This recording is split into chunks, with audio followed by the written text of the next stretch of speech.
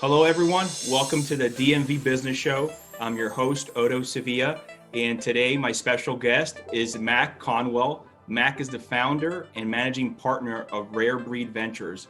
Welcome to the show, Mac. Thank you for joining us. Thank you for having me.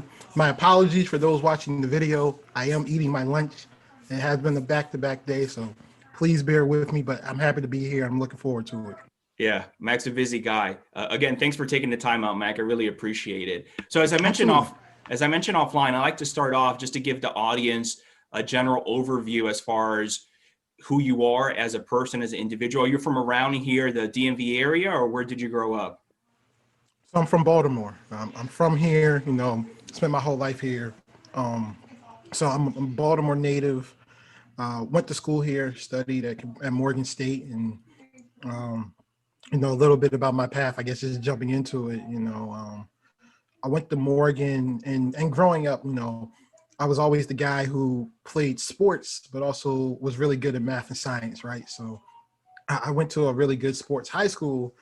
I was also on the charter team, the charter robotics team at my school, right? So I'm a charter member of the robotics team, of the engineering club. But I was also a football player and on the track team. So I was one of those guys, right? And so I always thought I was going to be, I thought I was going to build robots. And I guess, I mentioned high school, but if I take a step back, I went to a magnet middle school here in Baltimore. And there, my magnet had to do with computers and mathematics. But I had a teacher, Mr. Davis, I'll never forget him. And he was my teacher all through middle school. And he introduced us to engineering. I'm in the 6th grade building robots with Legos. Now, just to give you like a timeline, this is like in the year 1996, 97, okay, where, I'm in class building robots, right? Like Lego Mindstorms wasn't a thing, but he had these Lego sets, and that's how I got started. And so I thought it was going to be somebody who built robots. That's what I thought I was going to do. And when I got to college, I didn't know anything about majors. Like, I don't know anything about college, It's like, what do these things mean? And I just asked somebody, like, what major I do to build robots. I should have went to electrical engineering. That should have been the plan. Somebody told me computer science, so I made that my major. It's not what computer scientists do. They don't build robots. They make robots move and do all the programming. Didn't know that at the time. But I took my first class, and, it seemed pretty easy, seemed like something I could do. And then I looked up how much computer scientists made at the time, and I was like, yeah, this is my major. This will work. So that's how I ended up doing computer science. Wow. So you did your years in Morgan there in Maryland, and then afterwards, what happened? So while I was at Morgan, my sophomore year of school, I got an internship with the DOD and got a top secret clearance. So my junior year, I dropped out of school because Northrop Grumman offered me a bunch of money, and I became a government contractor, just like a whole bunch of other people in the DMV, right? Like, it's like the thing that people do, right? Yes. It's like the go-to job. So I started doing that, but I got really lucky because the student program I went through with the DOD became my core group. Like, a bunch of those folks became my core group of friends. And in that group, there was a gentleman by the name of Patrick Jackson, who's now the CTO of a startup in the Silicon Valley called Disconnect. It's a VPN startup. And he was the first person I knew who was obsessed with being what he coined the Black Mark Zuckerberg, right? Like, he wanted to be Mark Zuckerberg. That's what he wanted to do. And so, he was the first person I saw build an iPhone app. I'm thinking it's like in 2006, 2007, super early days of the iPhone, right? He's building apps, he's making money, he's telling us about making money while you sleep. And a core group of us, like, it was a group of like 30 of us, and like 6 or 7 of us all decided to start companies. We didn't know they were called startups back then, right? We were just like, yeah, we can build stuff and make money while we sleep. So in 2010, me and 2 of my best friends decided to start a company, and that was the beginning of the entrepreneurial journey. Okay. And your friend here, Patrick, I think that was his name. So yeah, that's him. He's in Silicon Valley, right? He's not here locally in Maryland. Okay. He's originally from Virginia. Okay, I understand. Okay. So then you and 2 other buddies formed this company. Is it tech, or what type of company was it? So the first company we formed was called NoBadGift.com. Terrible name. And basically, it was a platform that allowed you crowdfund money for gifts, right? And so this idea people collectively could put money towards a gift back in 2010 was a novel idea, but there were a lot of people thinking about it. So what we didn't know was we were building a product in a really crowded space at the time, right? Yeah. But so we started in 2010, but 2012 is the year where things really started to take off. Like for the first year and a half, we were just building with no customers.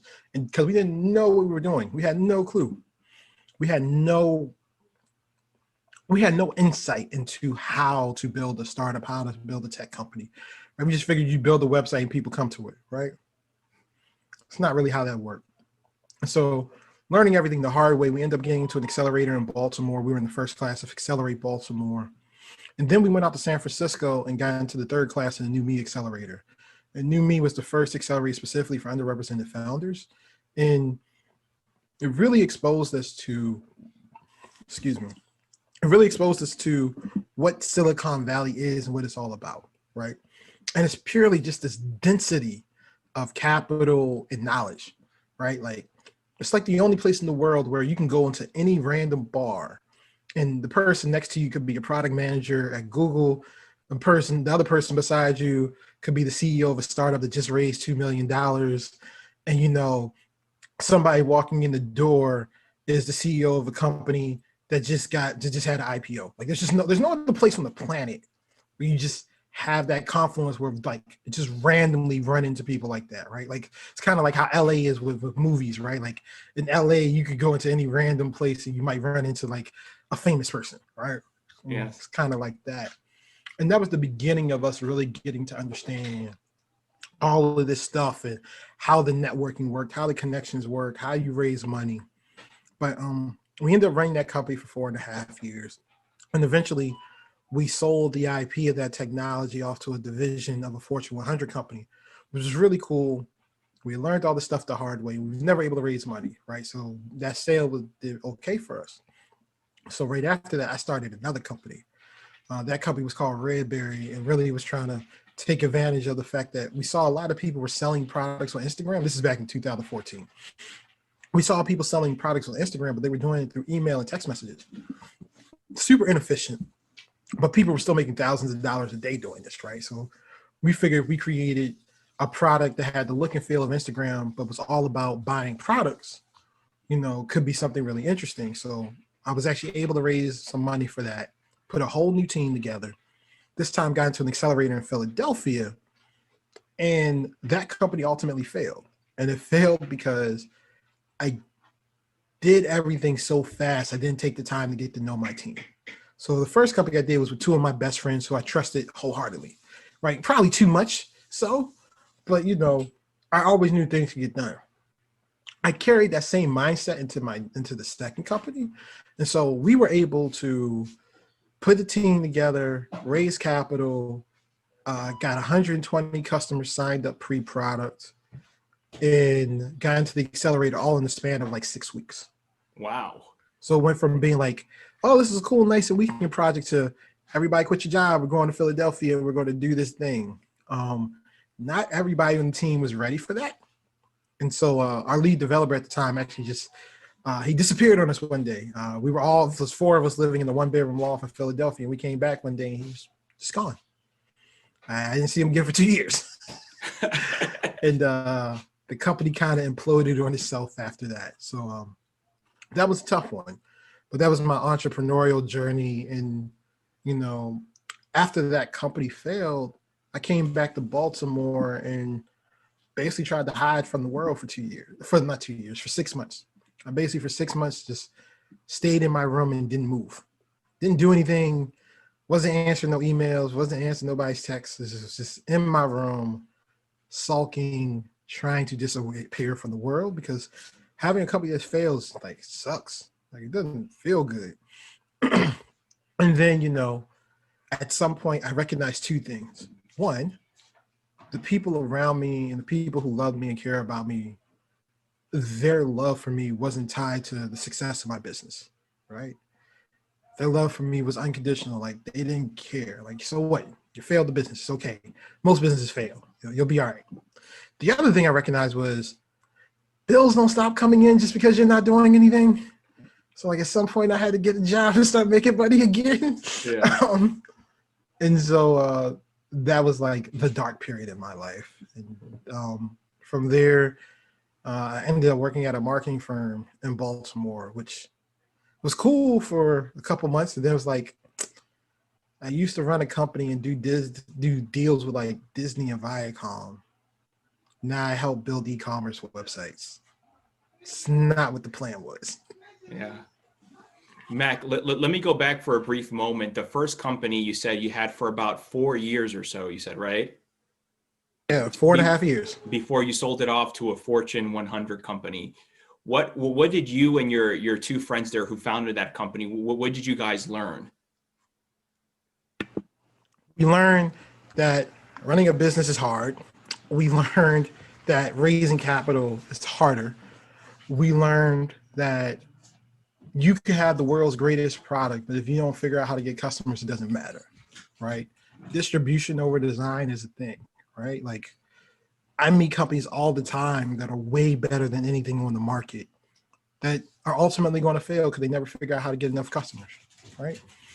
Like customer acquisition is so critically important.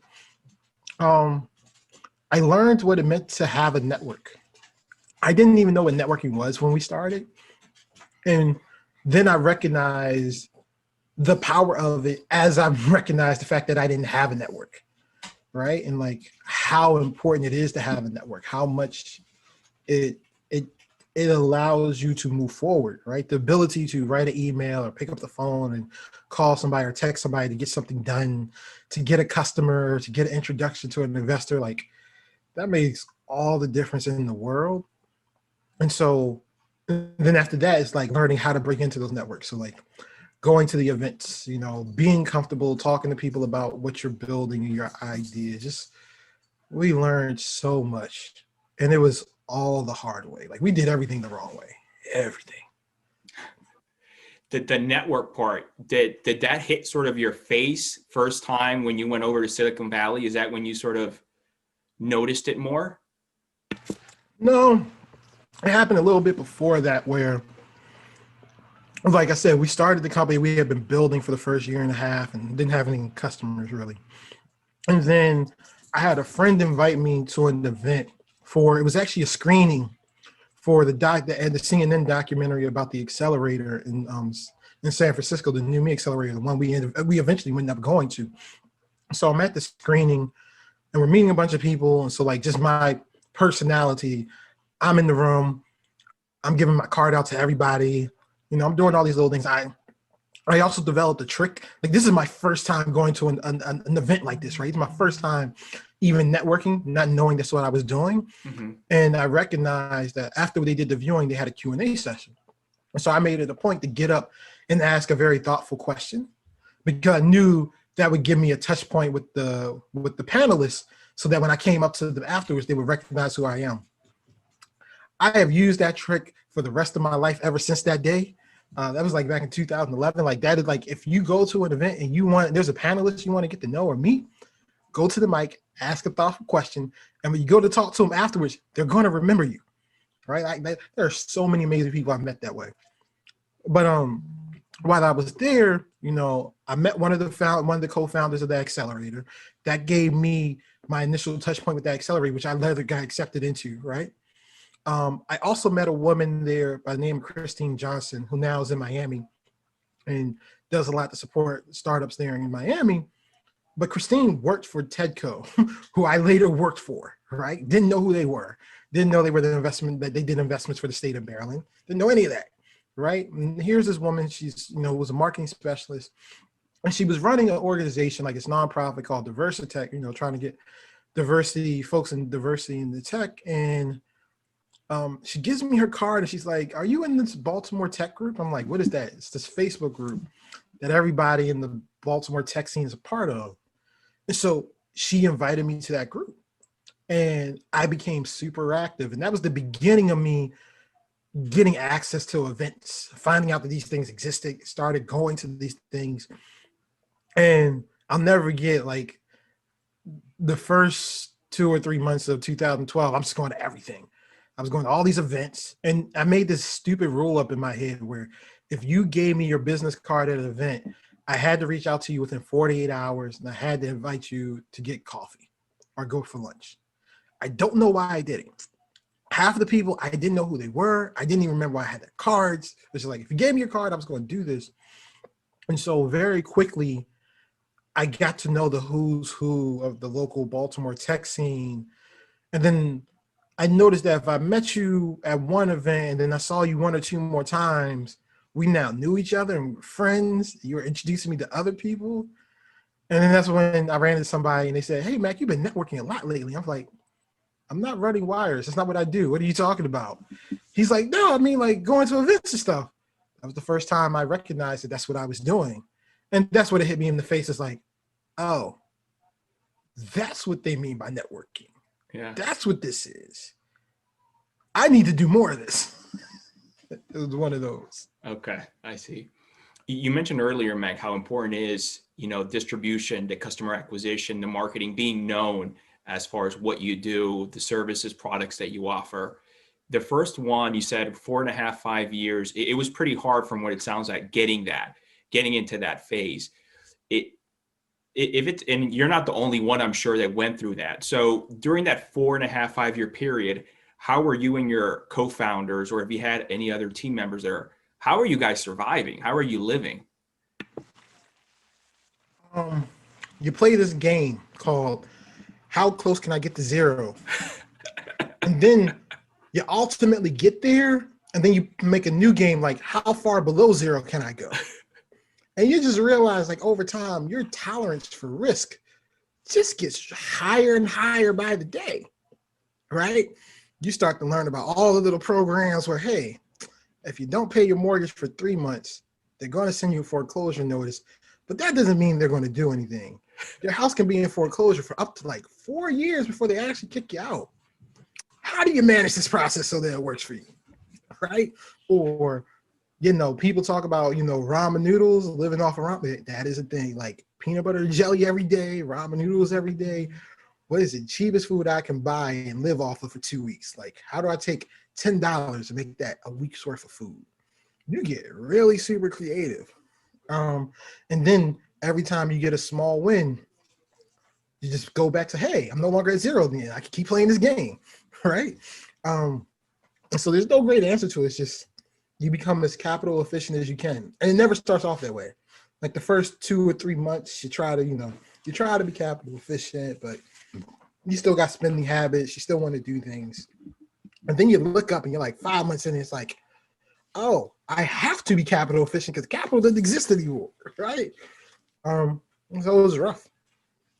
Because you see nowadays, maybe the last few years, all these media and publications glorifying entrepreneurship, startup world, venture capital, whatever it may be. And sometimes they don't share the other side of the story as far as the founders there and how not easy, how difficult it is going through all those stages. Man, being an entrepreneur is not fun. It's the hardest thing I've ever done, but also the most rewarding thing I've ever done, right? The networks, the relationships, the knowledge, I don't get that anywhere else. But it can be lonely. It can be, it takes a real toll on you, especially at the early stages, right?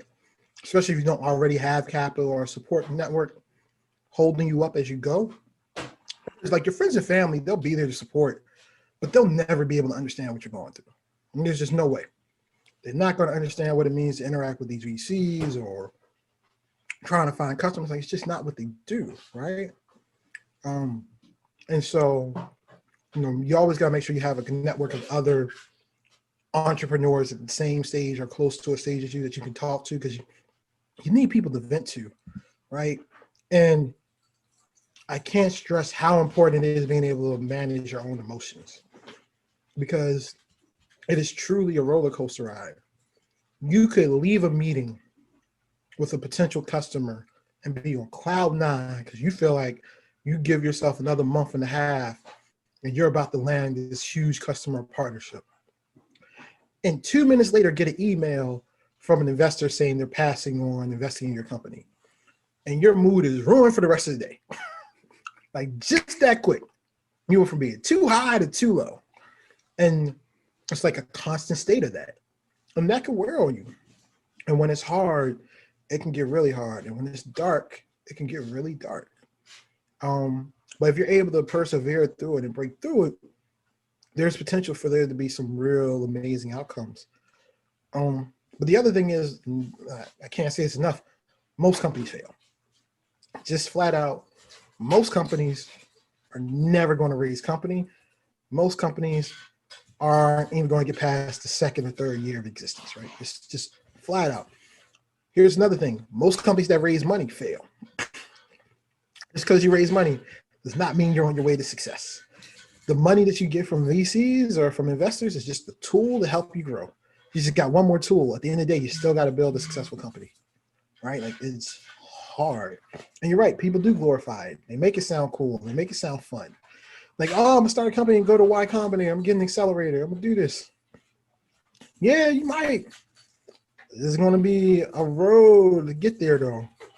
You don't just pop up one day and just do this. So yeah. Your second time around with the second company, you said it was sort of short-lived, and you mentioned the main thing, or you think the main downfall, was it that relationship you didn't build with your team? Would you say was that the number one thing? Absolutely. Like Okay. I had learned so much through my first company. The second company, I knew everything. I had the game plan. I knew exactly what would make this work.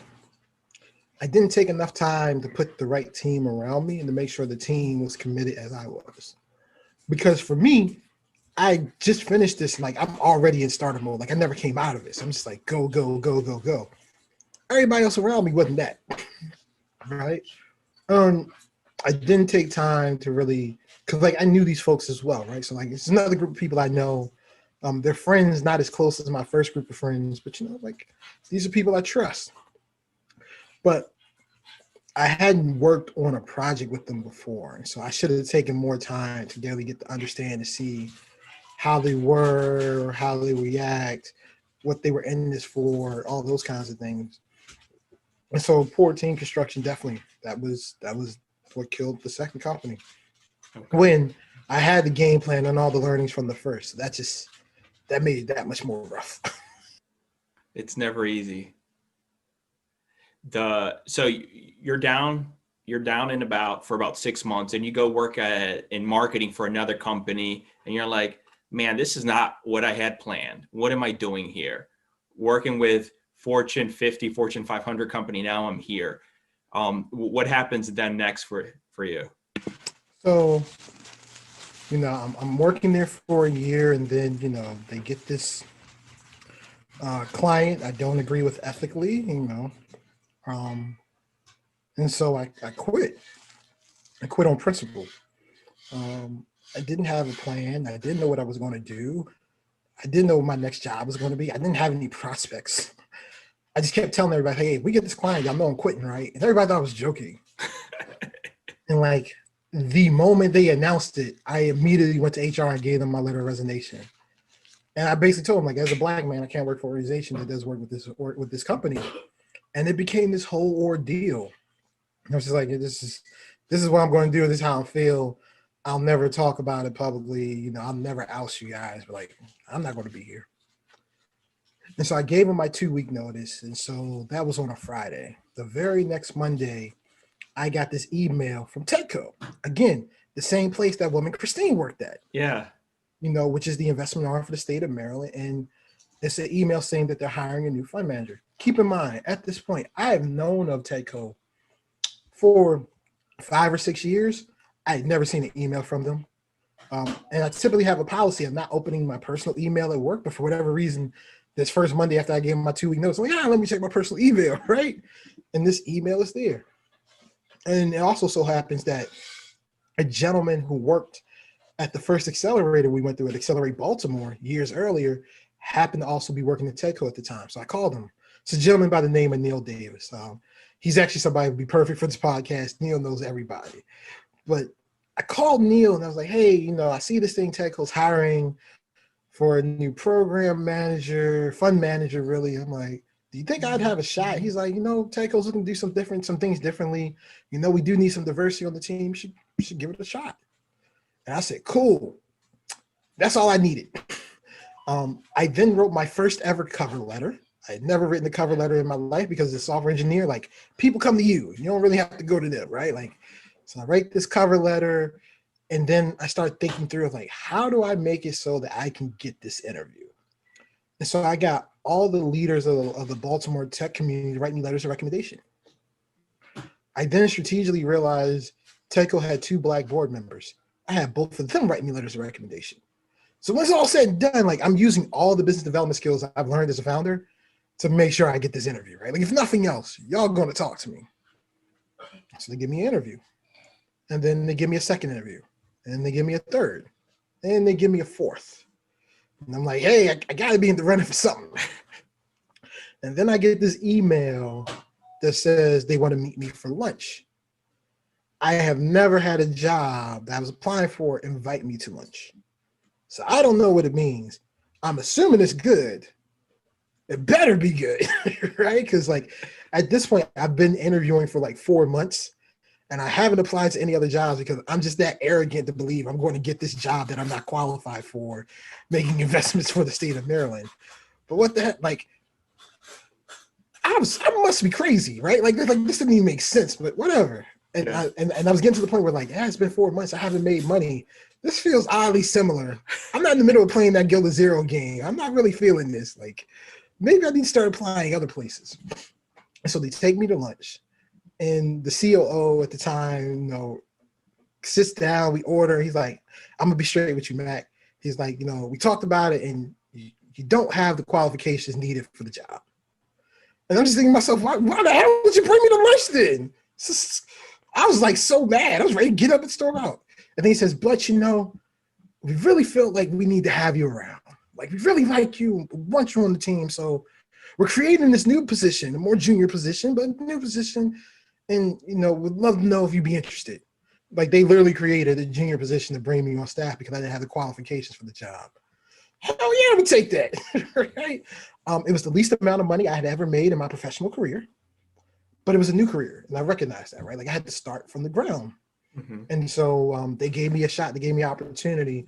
And so I ended up getting a job at the Maryland Technology Development Corporation and working on the seed investment team on this new role that, was awesome, where I got to source deals and conduct due diligence on startups. And I got to be part of the investment committee. That was like the beginnings of me breaking to investing. And I dove right into it. Like, I was all about it because, like, essentially they were paying me to talk to startups and go to events to meet startups. Okay. Like, all the things I already did for fun, for free, they were like paying me to do the stuff I love to do. So it was like, It's like the greatest job ever. It's the best. I love that job.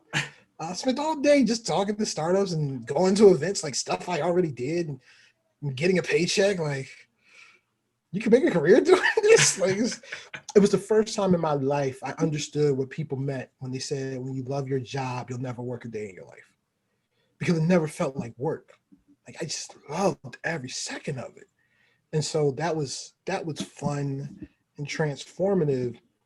And being there, I got to be very creative. And so, one of the things was when they hired me, TEDCO had been struggling to invest in Black-led companies. And so I gave them a proposal to create a pre-seed fund to invest in Black-led companies.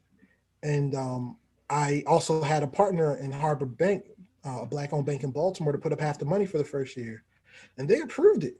I was less than 6 months on the job, and they literally let me start a new fund to support, underrepresented founders. And here we are today. It is the first and only state-backed pre-seed fund for women and minorities in the country here in Maryland.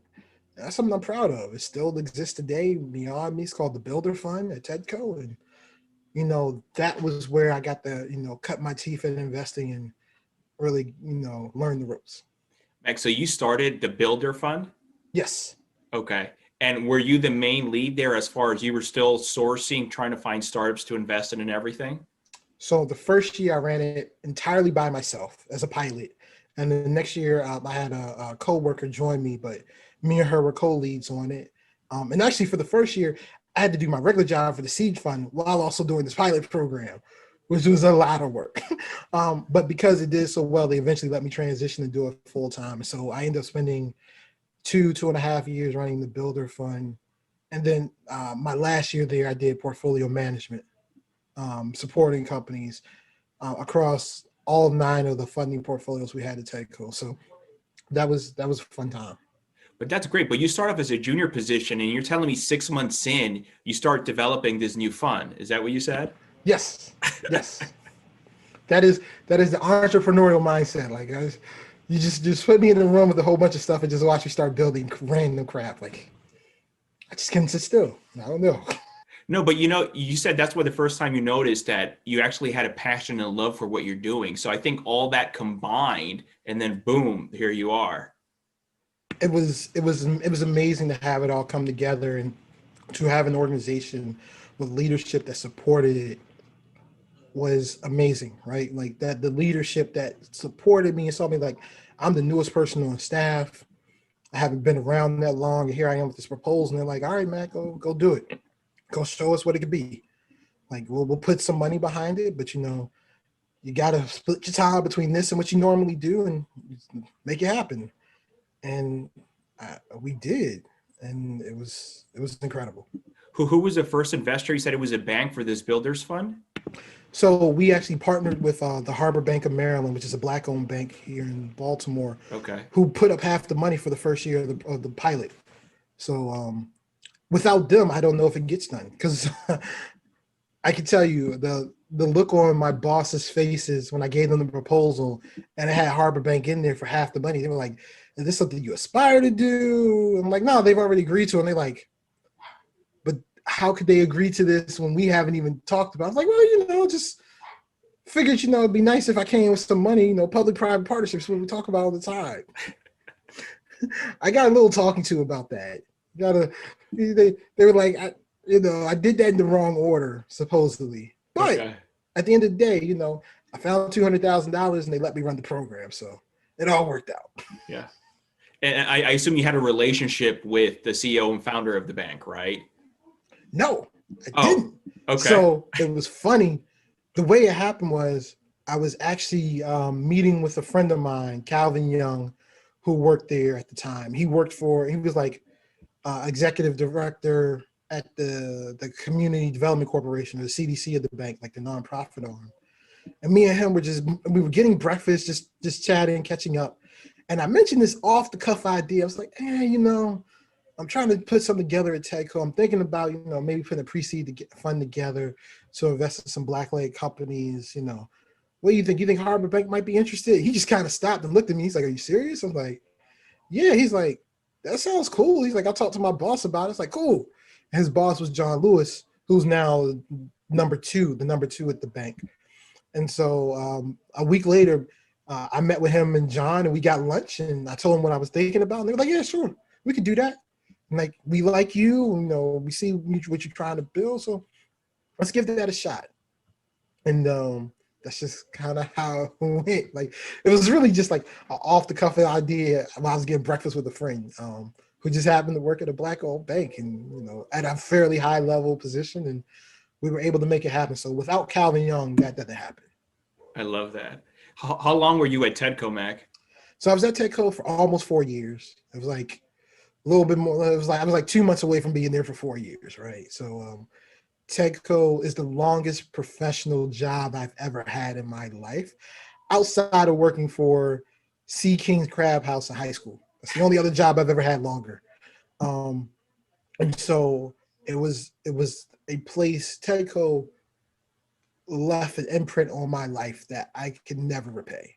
And really, the gentleman who hired me, who was the COO of TEDCO at the time, a gentleman by the name of John Wassilison, like without John creating this position and giving me a shot and offering me that position, I don't get here. And without John also being the one to approve or giving me the okay to explore ideas, when I gave him the proposal, he allowed me to pitch that proposal to the board.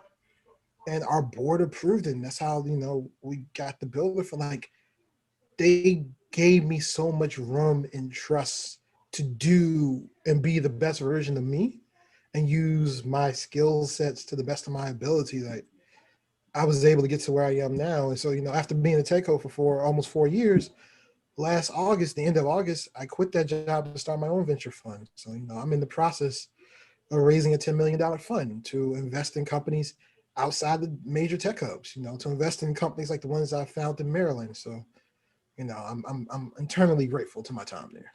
Okay. So then last year, 2020, you established RareBreed Ventures. I love the name, by the way. How'd you come Thank you. up with that name?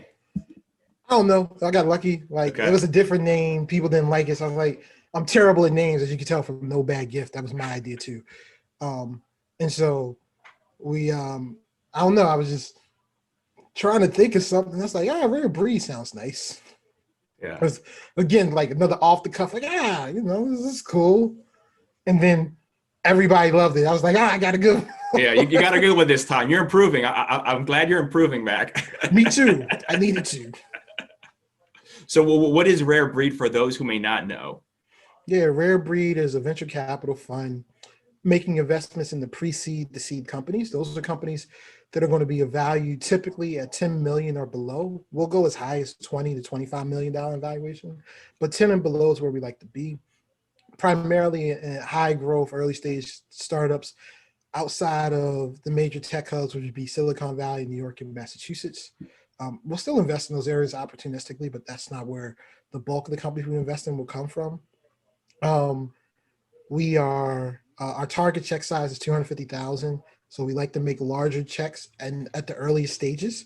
So that's larger than what you typically see at pre-seed, but I guess standard for seed. And we care about we're industry agnostic. So we invest in just about anything that's not life sciences. Like I don't have a PhD, don't know what to do with a therapeutic. There's no way from like, I just don't know how to evaluate that. Sorry.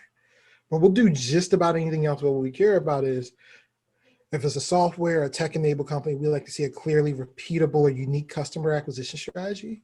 You don't have to have a lot of customers. You just need to know how you get your customers. And then we like physical products and consumer markets that have lacked innovation for 10 or more years. It's kind of like legacy markets. So that's what RareBreed's all about. Have you had some investments thus far? We have. Okay. We've made 7 investments so far.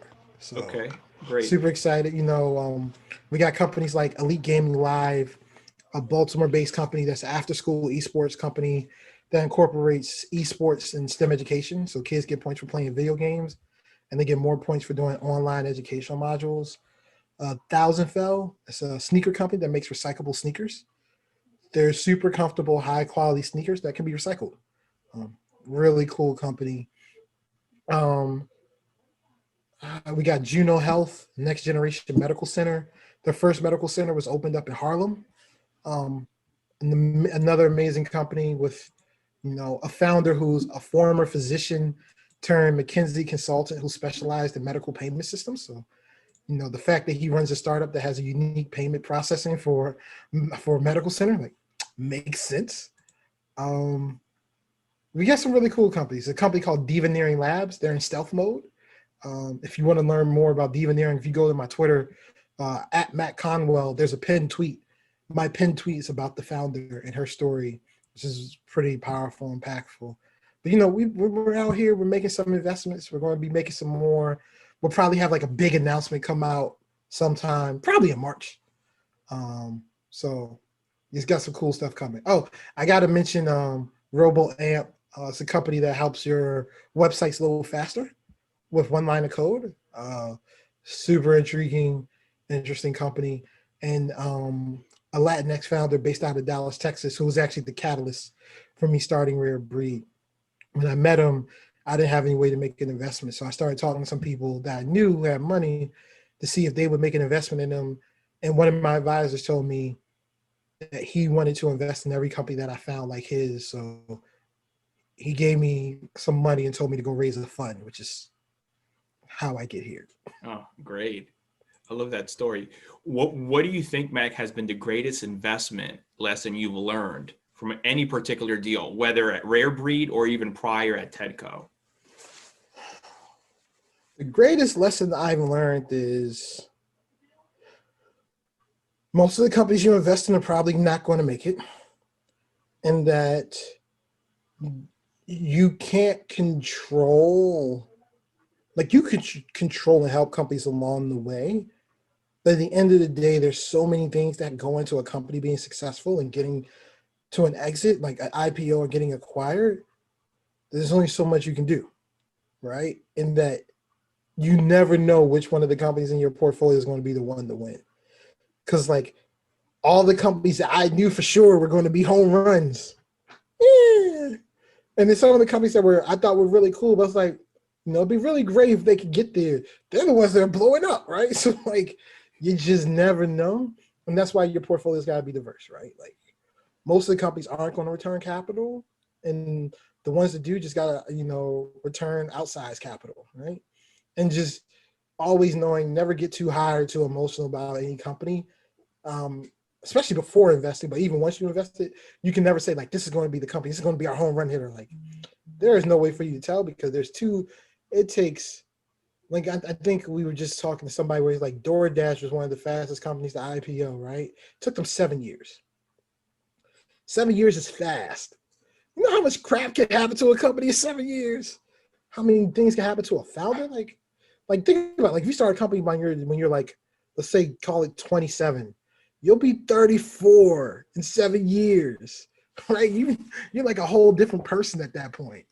And you're still running the company, right? Like it's the long game and it's a hard game. So like understanding that, like, hey, companies are going to fail and founders are going to do stuff that you don't approve of. This comes with the game. Like being okay with that.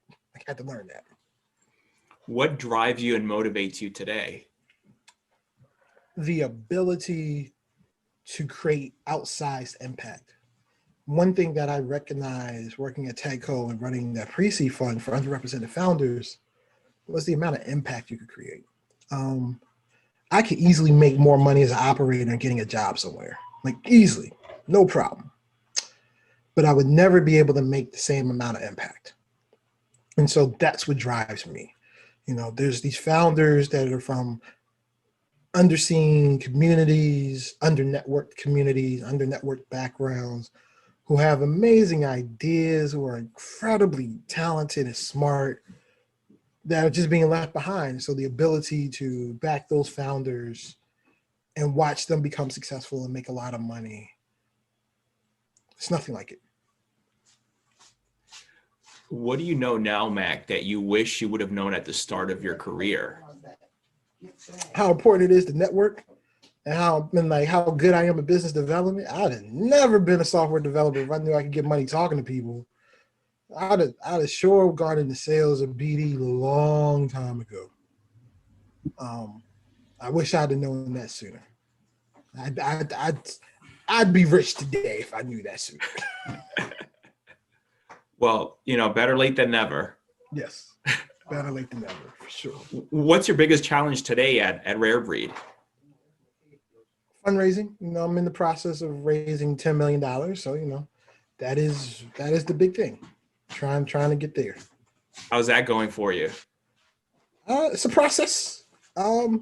It's a lot of meetings, it's a lot of no's, some yeses, and it's a lot of Zoom calls. But we'll get there, right? And for any listeners who are accredited investors and would be interested in being LPs in RareBreed, feel free to go to rarebreed.vc. There's a button you can click to become an LP. We are raising under 506C designation, so we can publicly solicit. So everything I'm doing right now is legal, just disclaimer. Yeah. What advice would you give someone who's just starting out in investing today? Build your network. Start to build your network and build out the way you get your deal flow. What is your proprietary advantage in the deal flow that you can provide or that you can get? Really think through that. Make sure you're building a relationship with other investors, the same stage as you, the stage before you, and the stage after you. You're going to need all those parties along the way. And you need to be able to manage these two things at once. One, you want to be founder friendly and founder forward, because that'll help you win deals. That'll help you ingratiate yourself to founders. And it'll also make you feel better. But never forget that the job is returning capital to your LPs. Like, even though we love founders and care about founders, if that founder leaves the company, or let's say a founder gets removed as the CEO, you do not follow the founder. As an investor, your job is to follow the company and work for the company. And so I'll never forget that. Your job is to make sure the company gets the highest returns possible. That is the job. If you want to just be care about founders and love founders and all that, go be an executive coach. Go be a life coach. It's a different thing. Right? So never forget what the job is. And also, if you're just starting out, so like if you're an analyst or an associate just getting started in this business, keep this in mind. Your job is not to find companies that you like. Your job is to find companies that fit your fund's thesis that you can sell to your partners. Because at the end of the day, the partners are the ones who say yes or no to deals, not you who's just breaking in, right? And so it doesn't matter how much you like a company. What matters is, can you find the company that you like that you can then sell to the partnership that can get it across the board and get funded, right? That's something that, I think takes people who are just breaking into the industry some time to learn. That's all great advice, Mac. You mentioned earlier deal flow. How are you sourcing? How are you finding your deal flow? I get deals all over the place, right? So, again, you have a network of other VCs, and since I invest so early, people are always happy to send me stuff that's too early for them. I give a lot of office hours and mentor to several different accelerators. So, I'm connected to the big 3, 500 Techstars, YC, but I also do the off the beaten path accelerators. Accelerate Baltimore, Velocity, the accelerator in Birmingham, Alabama, places like that. I also do some hunting. Like, there are certain industries I'm just excited about. So every now and then I'll go down a rabbit hole of Googling to see if there are any companies out there, and I'll reach out to companies directly. And then also networking and being at these events, being where the founders are, right? Getting the chance to run into folks, whether at virtual events or when we get back to normal times and regular events. So, I like to be out and about and be very thoughtful about where I'm looking. That's good. What does the future look for you and RareBreed with the next 5 years or so? To be your favorite VC's favorite VC, to be on everybody's mind, everybody's lips, to be, the new kid on the block everybody wants to be like. That's the goal. We're going for the top spot here. You're doing a fantastic job. Thank you, man. I appreciate it. Yeah. Last question. What do you like to do in your free time? I like to spend time with my friends. I watch a lot of sports, and I read a lot of manga. That is what I do. I spend all my time reading Asian comic books. That's what I like to do with my free time. Okay, that's and good. listen to a lot of podcasts. If people want to reach out to you, know more about you and RareBreed Ventures, where can they find out more info? Easiest way to find out more info, you go to rarebreed.vc, check out the fund. If you want to follow me and what I'm doing, follow me on Twitter at Matt Conwell, at MacConwell. I'm really active, so feel free to reach out, DM me anytime. Mac, thanks again so much for coming on the show. I greatly appreciate your time. Thank you. I appreciate it. All right, take care. Have a good one. You too. Thanks.